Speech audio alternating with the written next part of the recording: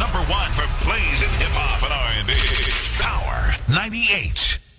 98 WPEG, Charlotte's #1 for blazing hip-hop, R&B, everything in between. You already know what's real. Danny the Latin lover Diaz sliding through your radio. You already know I've been waiting all day to get up in here. Some of y'all out there crying about this Carolina heat. I got somebody in front of me that's used to the heat, and I mean, is it even really hot to you? We got the game in here representing the West Coast, y'all. Yeah, that ain't hot out there, man. That ain't nowhere near hot, man.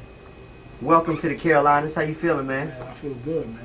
I feel good. I love Carolina, man. I love when I'm down here. I always, get the standing ovation when I'm in the streets, man. Oh yeah, oh yeah. It's always love down here.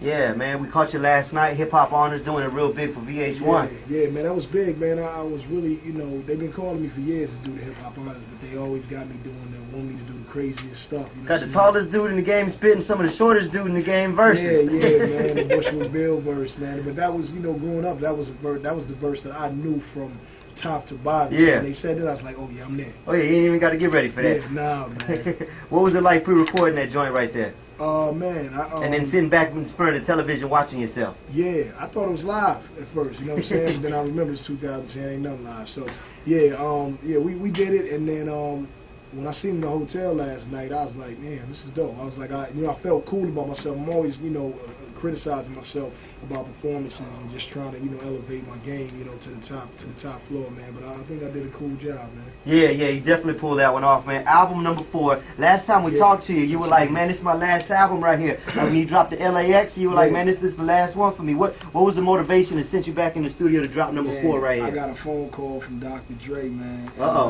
Yeah, that was it. From who? From Dre. That's all I needed, man. Big up to Dre. I see you got your Beats by Dre shirt on. Yeah. I mean, this is fresh out the bag. It was in a bowl. I just took it, threw it on. You know what I'm saying? Came to the radio station, man. So you got that phone call from Dr. Dre. What'd that sound like? Man, it was real. Like you would have thought that we just worked. We just came out the studio the night before, man. He called and he was like, "You want to work?" I'm like, "Yeah." And he's like, well, "Come down." And I was like, "I'll be there in 2 seconds, man." You know what I'm saying? Drove over the hill, man. We got it in. Started working on Detox. Okay, so he's been absent from like what, the past 3 of your albums? Yeah, the last 2, yeah. Okay. So Doctor's Advocate and L.A.X, he didn't play no part, but people think that me and Dre had differences, but we always been good. He just separated himself from my dramas, which I understood from day one. And he told me once, it all mellowed out, just come back home. And I guess he, felt that, I was done with it, so he reached out. Yeah, speaking of your dramas, man, it sounds like something that's been plaguing your career ever since you came out. Yeah. And since like the past year, you've been laying under the radar, man. What's been up with that?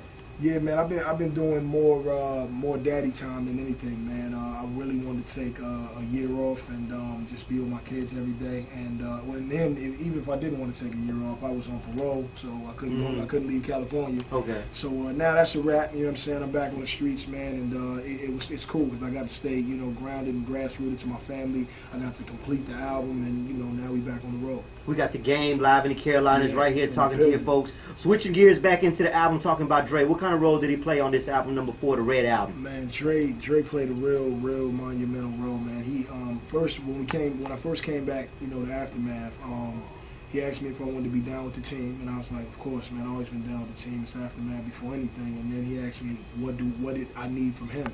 And I just told him, I was like, I don't want nothing. I ain't here for that. Let's work on Detox. And so we started working on Detox.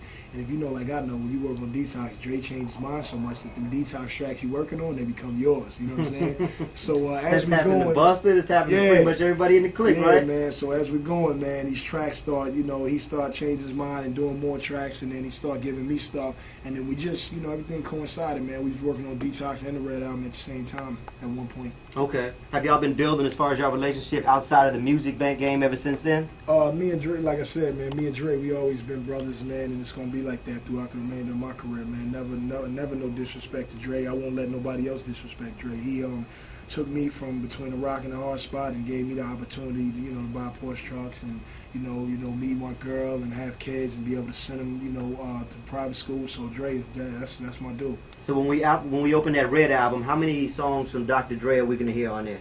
Probably like anywhere from like 3 to 5. 3 to 5? Yeah. Okay. I ain't finished sequencing yet, but once I do it, it's crazy that I can say like it's probably a Dre track that won't make it. You know what I'm saying? Yeah. But I got it in, man, and it just got to be a perfect fit, man, and we gonna find it. Now, what about this album separates the rest of your albums and the way that you put your songs together and the whole theme of the album right here? Man, this is my hardest album.